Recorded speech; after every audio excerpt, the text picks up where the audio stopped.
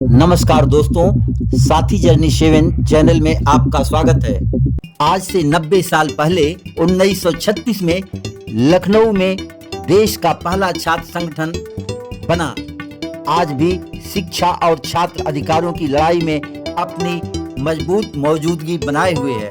गुलाम भारत से लेकर अब तक उस छात्र संगठन का शानदार इतिहास रहा है, जिसका नाम है ऑल इंडिया स्टूडेंट्स फेडरेशन, जिसका राज्य सम्मेलन उत्तर प्रदेश के आजमगढ़ जिले के लालगंज स्थित हाईवे गार्डन में आयोजित किया गया। AISF उत्तर प्रदेश का 21वां राज्य सम्मेलन बेहद रूप से महत्वपूर्ण माना जा रहा है, जिसमें प्रदेश भर से छात्र प्रतिनिधि और कार्यकर्ता शामिल हुए। सम्मेलन की शुरुआत विद्यार्थियों की एक विशाल रैली से शुरू हुई, जिसमें छात्रों ने शिक्षा, रोजगार और अपने अधिकारों से जुड़े मुद्दों को उठाया। इसके बाद ध्वजारोहण कार्यक्रम हुआ, जिसमें जवाहरलाल नेहरू विश्वविद्यालय के छात्र संघ के पूर्व ज्वाइंट सेक्रेटरी मोहम्मद साजिद ने ध्वजारोहण किया। ध्वजारोहण के बाद सम्मेलन का औपचारिक उद्घाटन लखनऊ विश्वविद्यालय के छात्र नेता रहे कॉमरेड हामिद अली ने किया। वहीं कार्यक्रम के मुख्य अतिथि के रूप में CPI राज्य सचिव कॉमरेड अरविंद राज स्वरूप मौजूद रहे।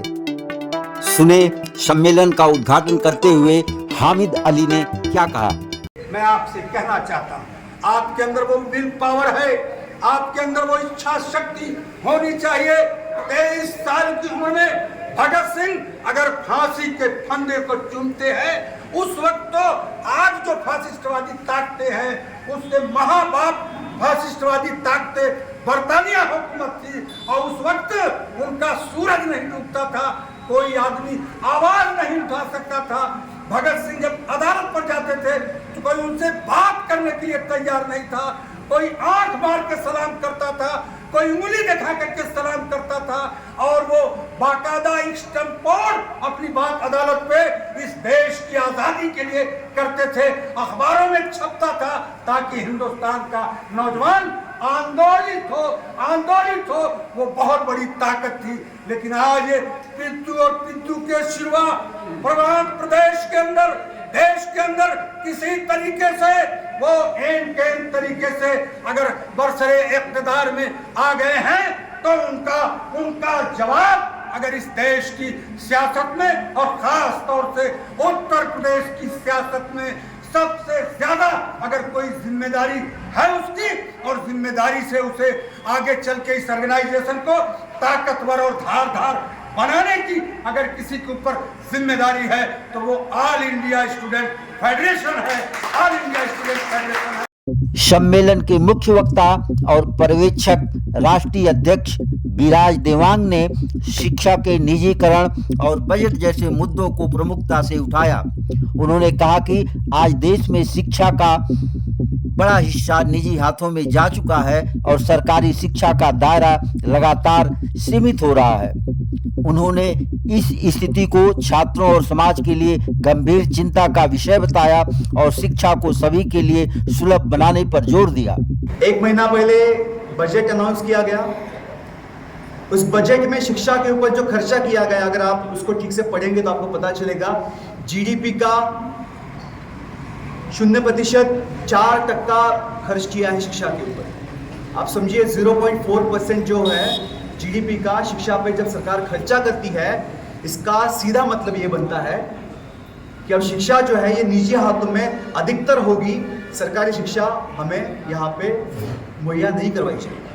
ऑल इंडिया स्टूडेंट्स फेडरेशन जब से ये नई शिक्षा नीति इस देश में, जिसका ड्राफ्ट जब पब्लिश हुआ था, तब से लेकर उसका हम लोग विरोध यहाँ पे कर रहे हैं। बेगूसराय के नेशनल कॉन्फ्रेंस में ऑल इंडिया स्टूडेंट्स फेडरेशन ने पीपल्स पॉलिसी ऑफ एजुकेशन का एक ड्राफ्ट तक तैयार करके प्रेजेंट किया था।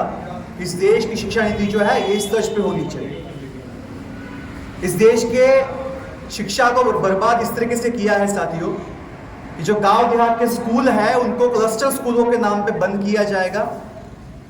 पहले हमारे यहाँ पे जो है ट्रांसपोर्ट की कोई फैसिलिटी नहीं होती है, बच्चे 5-5, 10-10 किलोमीटर चल के स्कूल में जाते हैं, और ये NEP 2020 चाहता है कि आपके गाँव के स्कूल बंद करवा के किसी तालुक लेवल पे 10-15 किलोमीटर 20 किलोमीटर की दूरी पे एक स्कूल बनाया जाए जहां पे सारे के सारे बच्चे जाके पढ़ाई करेंगे। जहां पे कोई बस नहीं जाती है वहां पे जब बच्चे 5 किलोमीटर पैदल चल के स्कूल में जाते हैं, उसी देश में ये पता नहीं किसका दिमाग है, कौन से एसी के कमरों में बैठे हुए लोग जो है इस पॉलिसी को तय करते हैं कि आपके गांव के स्कूल बंद करवा के 15-20 किलोमीटर की दूरी के बाद में एक स्कूल तैयार करेंगे।